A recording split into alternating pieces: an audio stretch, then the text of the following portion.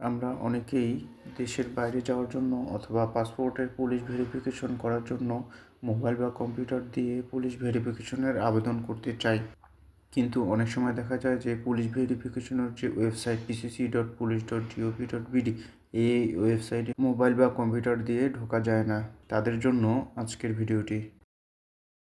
এই জন্য আমরা মোবাইলের ক্রোম ব্রাউজারে প্রবেশ করব এবং সার্চ বারে লিখব পিসিসি পুলিশ বিডি লিখে সার্চ করব।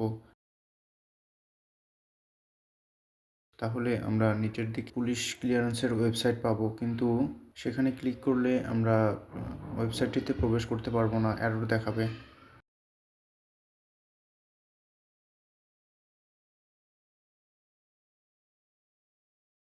এই সমস্যার সমাধান করার জন্য আমরা গুগল প্লে স্টোরে প্রবেশ করব এবং গুগল প্লে স্টোরে সার্চ বারে লিখব ওয়ার্ড ভিপিএন।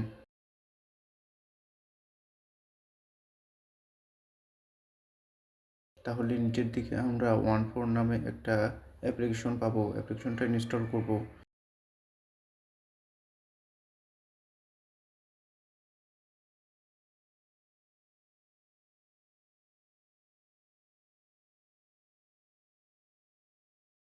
ইনস্টল হয়ে গেলে আমরা অ্যাপ্লিকেশনটা ওপেন করব, তারপর নেক্সট করব, অ্যাকসেপ্ট করব, ইনস্টল ভিপিএন প্রোফাইল করব, ওকে করব, নট নাও করব, তারপর কানেক্ট করব। কানেক্ট করলে কিছুক্ষণ পর কানেক্টেড হবে।